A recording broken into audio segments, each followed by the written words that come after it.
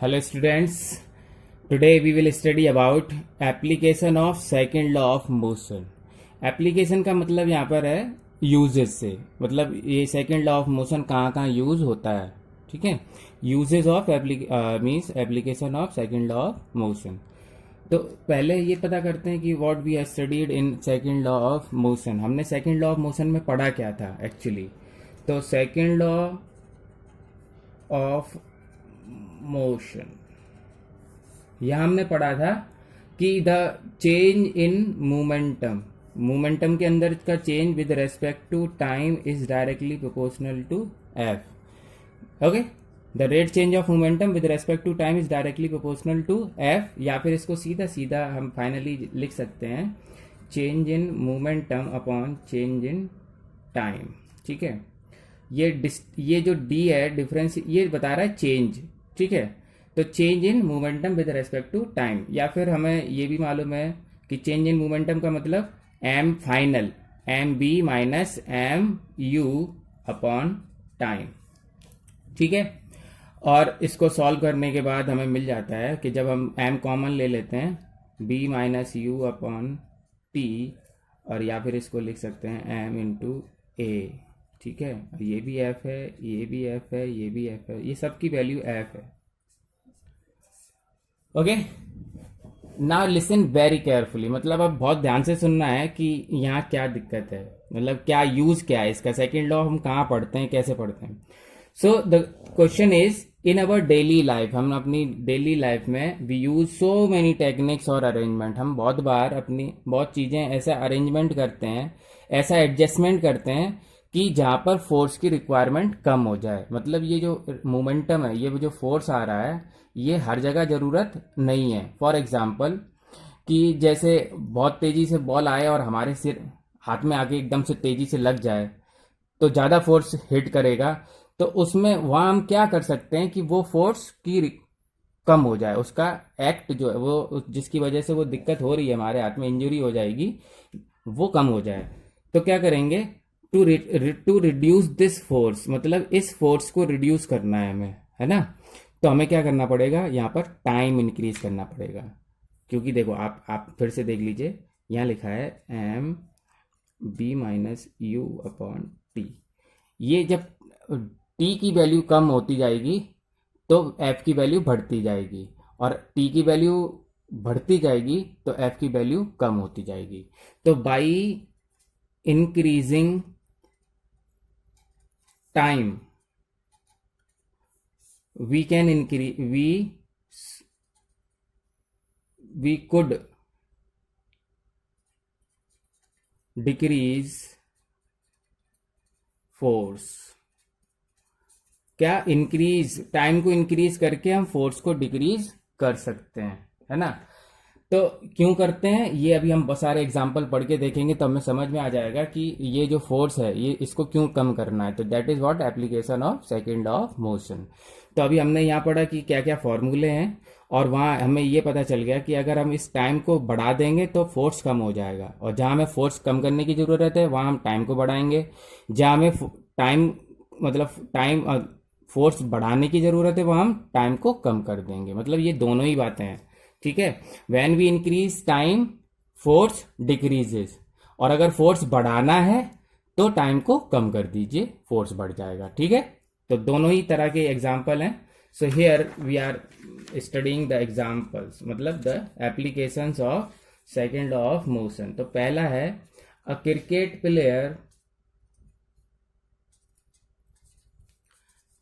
Player जिसको fielder भी बोलते हैं.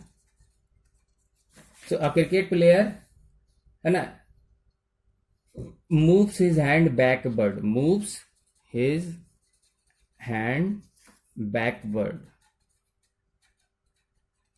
ठीक है, ऑन कैचिंग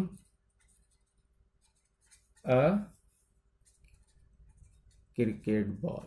आपने देखा होगा बहुत बार, जब भी प्लेयर कैच लेता है तो अपने हाथ ऐसे पीछे की तरफ करता है, मतलब वहीं की वहीं नहीं रोक लेता. अगर हम वहां रोके रहेंगे और बॉल तेजी से आके हमारे हाथ पे हिट करेगा तो बहुत ज्यादा फोर्स लगेगा.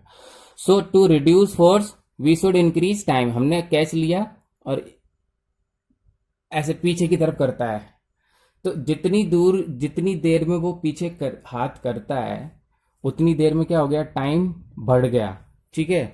सो cricket player moves his hand backward, so during this movement of hand backward, time increases and the force decreases.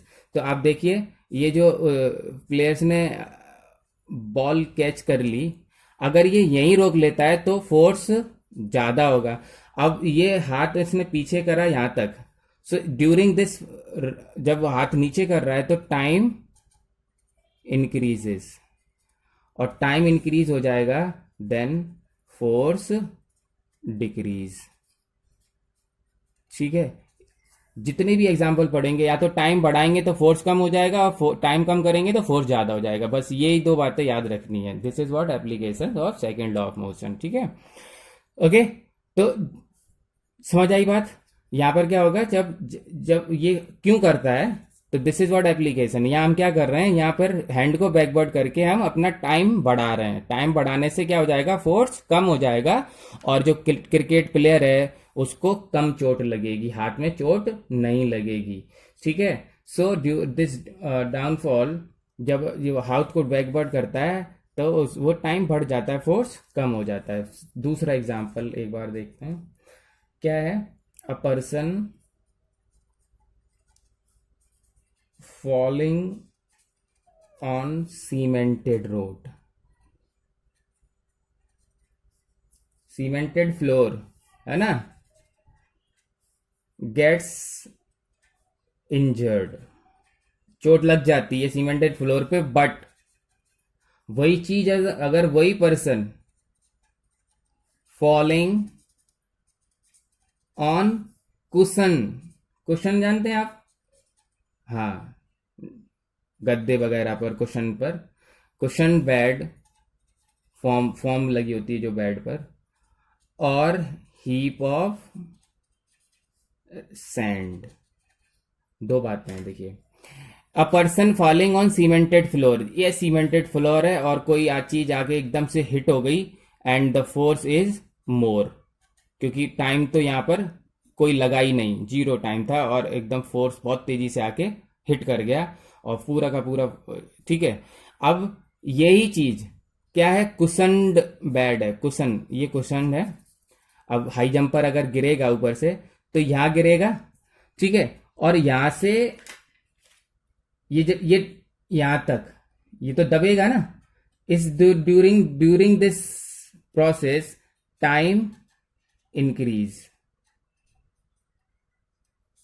और time increase that means force decrease.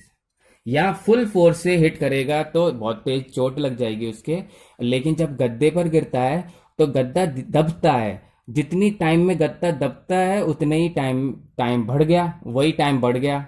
ठीक है। और फोर्स घट गया। ठीक है।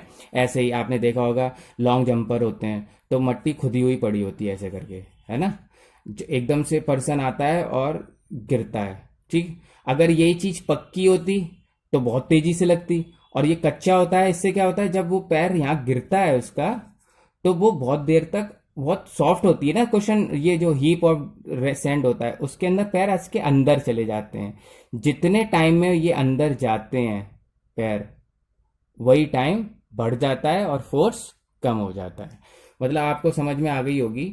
यहाँ पर भी हमने देखो, ये जो टाइम बढ़ रहा था, फोर्स कम हो रहा था, तो to reduce force we should increase time, है ना।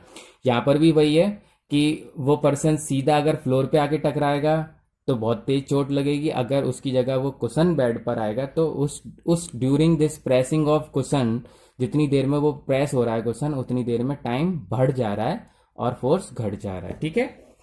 थर्ड एप्लीकेशन एक और देखते हैं, फिर हम क्वेश्चन करेंगे। ठीक है। थर्ड एक और है, first here you use of seat belt, most important question. क्या होता है, the person who are sitting in the car, let suppose the person who are sitting in the car, एक सीट बेल्ट लगाते हैं, याद है आपको। ठीक है। So as he got the jerk, the person got jerk अगर इनको जर्क लगेगा तो ये सीट बेल्ट क्या है, उसको बहुत आगे तक खींच के लेके जाएगी, ठीक है। और अगर सीट बेल्ट नहीं होती तो ये तेजी से जाके टकरा जाते आगे। अब क्या है, सीट बेल्ट उनको रोके हुए है, तो आगे जाने में कितना है, सीट बेल्ट जितनी खिंचती है उतना ही धीरे धीरे जाएंगे, तो टाइम बढ़ जाएगा, समझ गए। उनको टकराने का जो टाइम है वो बढ़ जाएगा, तो कम चोट लगेगी, कम फोर्स के साथ चोट लगेगी। So use of seat belt is what, तो when the seat belt is placed on the person, तो जब जैसे ही एज द हिट है ना, अगर सीट बेल्ट नहीं होती तो सीधे जाके टकरा जाते। अब सीट बेल्ट है तो टकराने का टाइम बढ़ गया, टाइम बढ़ गया तो फोर्स कम हो गया। Very good. So here we so many times we studied कि F is equal to change in momentum upon time, ठीक है। ये जो टाइम है हमें घटाना बढ़ाना है टू डिक्रीज फोर्स, ठीक है। So the use of seat belt is what, वो टाइम को इंक्रीज कर देती है। सो जो हिटिंग टाइम है यहाँ से और यहाँ तक जो पर्सन के टकराने का टाइम है, इस सीट बेल्ट की वजह से बढ़ जाएगा। सो टाइम इंक्रीज और force decrease. Hope you understand this topic, है ना, कि सीधा सीधा है। सेकंड लॉ ऑफ मोशन के एप्लीकेशन में आप जितने भी एग्जाम्पल पढ़ रहे हैं, यहाँ पढ़ रहे हैं आप कि हमें टाइम बढ़ा दिया तो फोर्स कम हो जाएगा, और फोर्स बढ़ा दिया तो टाइम कम हो जाएगा। Got it? ओके। अब कुछ एग्जांपल्स हैं, है ना। सेकंड लॉ ऑफ मोशन में अभी हमने जो फॉर्मूला पढ़ा है उसके ऊपर क्वेश्चंस हैं, वी कैन डू। हम पढ़ेंगे। देखो एक क्वेश्चन लिखा है, बहुत अच्छे से समझ के देखना, क्योंकि ये आपको देखने में इतना बड़ा लग रहा है, और जब आप पढ़ोगे तो इसको समझ में भी नहीं आएगा, तो आप बिल्कुल कॉम्प्लिकेट हो जाओगे कि सर ये क्या हो गया। तो इसलिए मैं पहले से ही पढ़ के बता रहा हूँ आपको। The motor car of mass, that means what, mass of car. जो लिखा है आपको गिवन, मैंने एक बार पहले भी आपको बताया है कि जो कुछ क्वेश्चन में गिवन है आपको वो अलग से फाइंड आउट करके लिखते जाना है, ठीक है। So the mass of car is 250 kg, ठीक, विद अ सर्टेन वेलोसिटी, कुछ एक वेलोसिटी है उसकी अपनी चल रही है। It is brought to rest, brought to rest का मतलब वो कार रुक गई, मतलब फाइनल वेलोसिटी इज 0, ठीक है। Brought to rest by the application of brake, brake लगाए हैं तो उसकी final velocity become 0 within a distance of 18 metre. और जब भी आपने, क्योंकि आप क्या पढ़ रहे हो, इस चैप्टर का नाम है force and law of motion. So motion की जो इक्वेशन है, 3 equation of motion, here also it is used, है ना। वो 3 इक्वेशन ऑफ मोशन यहाँ पर भी यूज होंगी, इसलिए ये जो डिस्टेंस वर्ड है आपको याद आ जाना चाहिए, s is equal to 18 metre, ठीक है। When the average resistance being offered to it is 1000 newton, मतलब जो फोर्स है वो रेजिस्टेंस है, तो मतलब अपोजिट है 1000 न्यूटन, ठीक है। What was the velocity of car, velocity of car क्या थी, मतलब u आपसे पूछा गया है। कितना देख, अब देखिए इतना बड़ा क्वेश्चन यहां आपको सिंपल हो गया। आपके पास देखिए m है, f है, और इधर b s a है, u है, ठीक है। क्या कैलकुलेट कर सकते हैं, आपको कैलकुलेट करना है u, इनिशियल वेलोसिटी, और ये जो फॉर्मूला है यहां पर हमारे पास वो होता है, क्या फॉर्मूला होता है, s is equal v square is equal to u square plus 2as, ठीक है। V square is equal to u square plus 2as, ये थर्ड इक्वेशन है, थर्ड इक्वेशन ऑफ मोशन। अब इसमें क्या करेंगे, a नहीं है हमारे पास, ठीक है। अगर a और पता चल जाए तो वी कैन कैलकुलेट u, क्योंकि b है हमारे पास और s है, ठीक है।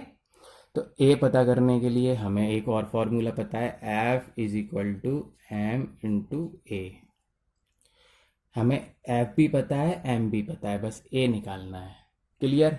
देखो बात समझ में आ रही है क्या करना है, तो आपने a निकालना है पहले, फिर a की वैल्यू यहाँ यूज करके आपको u निकालना है, ठीक है। इसलिए ये क्वेश्चन करके दिखा रहा हूँ कि आपको ऐसा नहीं है कि सीधा m दिया है, f दिया है और आपको a निकालना है, या m दिया है, a दिया है तो आपको डायरेक्ट f निकालना है। नो, आपको क्वेश्चन पढ़ना है, समझना है, फिर उसके बाद उसको यूज करना है कि अपनी डिजायर क्वांटिटी को हम कैसे यूज़ करेंगे, ठीक है।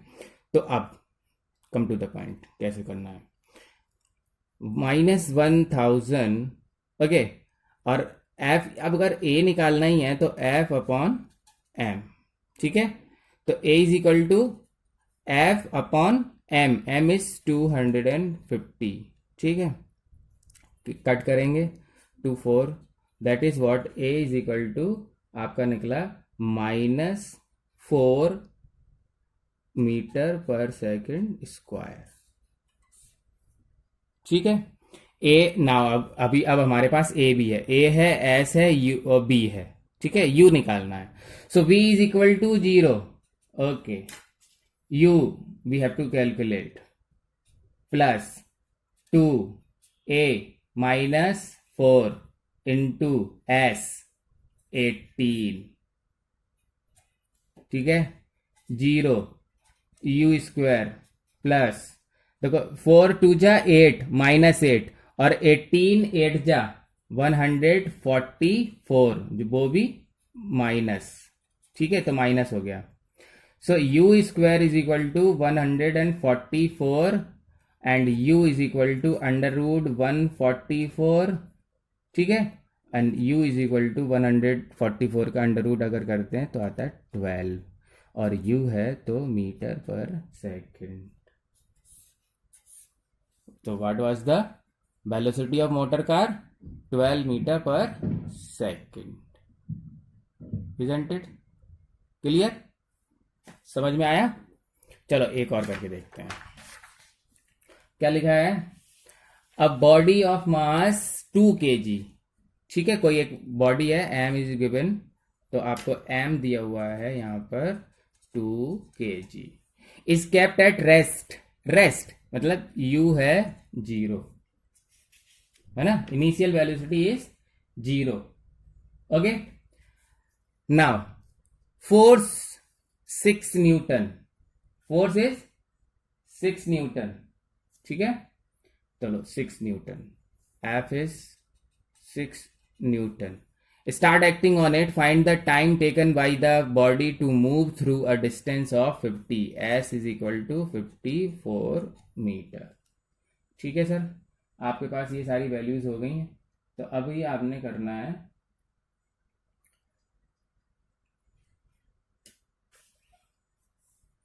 क्या है, कैलकुलेट क्या करना है, time, t we have to calculate, ठीक है।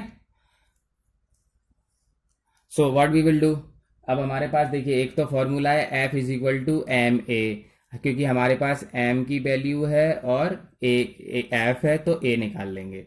F is equal to m into a is equal to F upon m, F upon m, F is 6 upon m is 2, that is a is equal to 3 metre पर second square, ठीक है, okay. तो अब दूसरा क्या है, दूसरा second thing इस टाइम निकालना है आपको, तो टी, अब आपके पास एक इक्वेशन होती है एस आपको है और टी निकालना है, तो s is equal to second equation of motion, s is equal to u t plus half a t square, ठीक है। देखो u क्या है, initial s 54, u 0, t calculate करना है 1/2, a 3, टाइम कैलकुलेट करना है, ठीक है, ओके। 54 0 हो गया पूरा, प्लस, ठीक है। अब ये कितना हो गया, 3/2 टी स्क्वायर, है ना, ये तो खत्म। सो 54 और 2 का डिवाइड है तो multiply upon 3 is equal to t square, ठीक है। तो 18 होता है और 18 2 जा 36, so t square is equal to 36, है ना, t is equal to 6 second. फिर से देख लो, ये तो ख़त्म हो गया, देखिए, ठीक है। 54, ये 2 डिवाइड है तो मल्टीप्लाई हो जाएगा और 3 डिवाइड हो जाएगा, 2 का मल्टीप्लाई 3 का डिवाइड, तो 3 से 18, 18 टू जा 36, 36 is equal to t square, t is equal to 6 second, 6 is जा 36। क्लियर? तो ये क्वेश्चन पढ़ने के बाद आपने सबसे पहले क्या गिवन है वो दिखना है, फिर क्या कैलकुलेट कर सकते हैं, कौन सा इक्वेशन लगाकर हम क्या चीज कैलकुलेट कर सकते हैं। Got it? Okay, next topic है हमारा, next topic is third law of motion. ठीक है, third law of motion.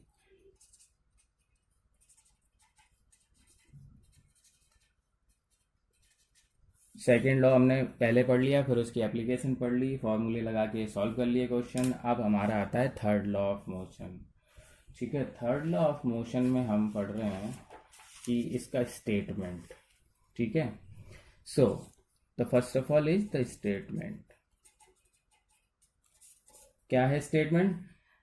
When a body A, when a body A exerts some force, exert a force on B, on another body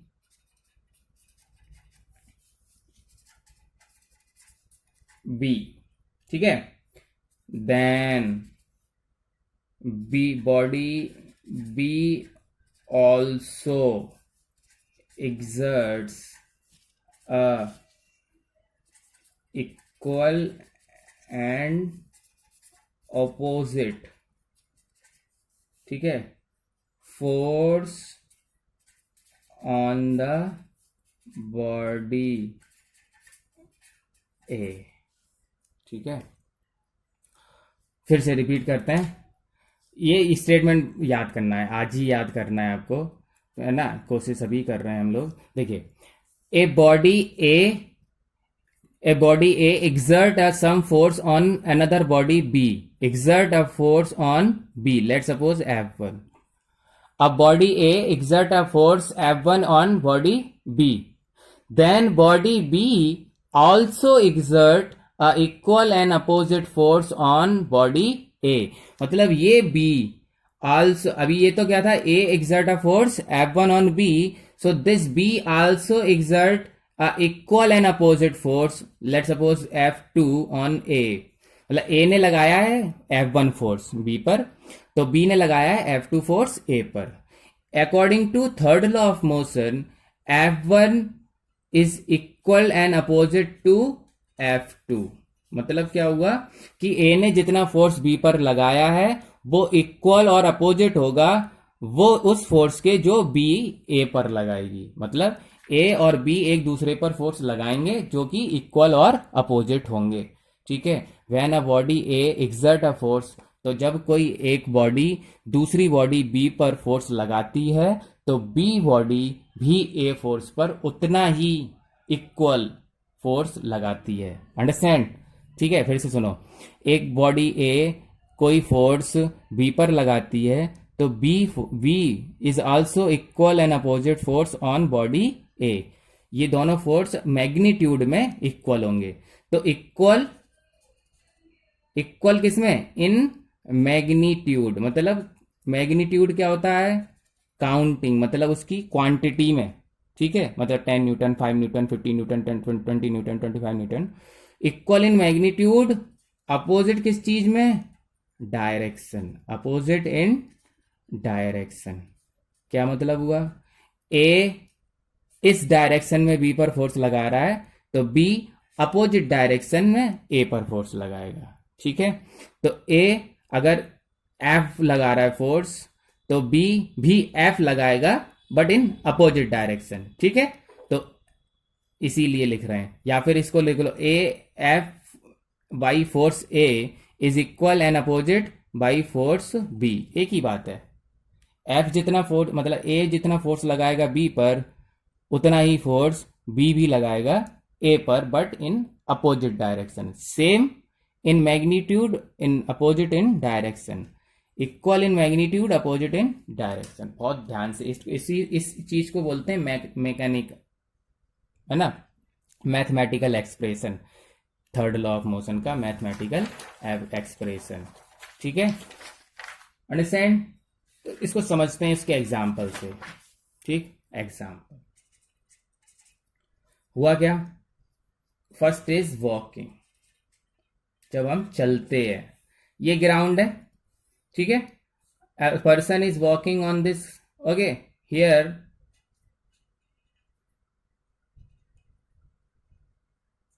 someone is moving. तो जब वो इस ये body ए हो गई और ये बॉडी बी हो गई, जब body A exert a force on body B, जब ए बी के ऊपर फोर्स लगाएगा, ठीक है, इधर की सब बैक साइड, हम अपने जब चलने की कोशिश करते हैं तो हम अपने पैर से फ्लोर को पीछे की तरफ धक्का देते हैं, पीछे की तरफ फोर्स लगाते हैं, ठीक है। A body A exert a force on B, ठीक है, लगा दिया, ओके। और अब ये बी ए के ऊपर भी वही अपोजिट फोर्स लगाएगी, तो ए जो फोर्स लगा रहा था वो बैकवर्ड लगा रहा था, बैकवर्ड, ठीक है। तो फ्लोर जो है वो उस पर्सन को किधर की तरफ फॉरवर्ड लगाएगा, फॉरवर्ड, ठीक है। तो हम क्या करते हैं जब हम चलते हैं, तो हम वी एक्सर्ट, है ना, exert a force backward on floor, ठीक है। तो floor exert a force forward on us, मतलब हम पीछे की तरफ फोर्स लगा रहे हैं तो उतना ही इक्वल फोर्स अपोजिट डायरेक्शन में, बैकवर्ड का अपोजिट फॉरवर्ड डायरेक्शन में फ्लोर हमारे ऊपर लगा देगा और हम आगे की तरफ बढ़ जाएंगे, ठीक है। तो जो पहले हमने लगाया उसको कहते हैं एक्शन, और जब बाद में जैसे हमने ए ने बी पर, ठीक है, और जब बी ए पर लगाएगी तो उसको बोलेंगे रिएक्शन, ठीक है। फिर से इसको यहां समझ लीजिए, this A exert a force F1, F1 मतलब एक्शन, ये एक्शन हुआ, एक्शन, और ये क्या है, रिएक्शन, ठीक है।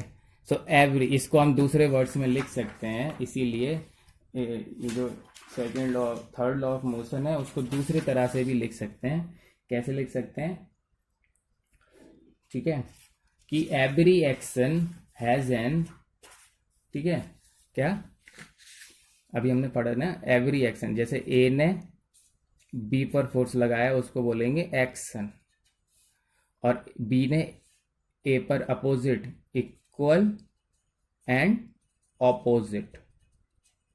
अभी हमने इक्वल और अपोजिट की डेफिनेशन पढ़ी थी। इक्वल मतलब इक्वल इन मैग्नीट्यूड, अपोजिट मतलब इन डायरेक्शन, ये आगे की तरफ लगेगा तो ये पीछे की तरफ लगेगा, ठीक है।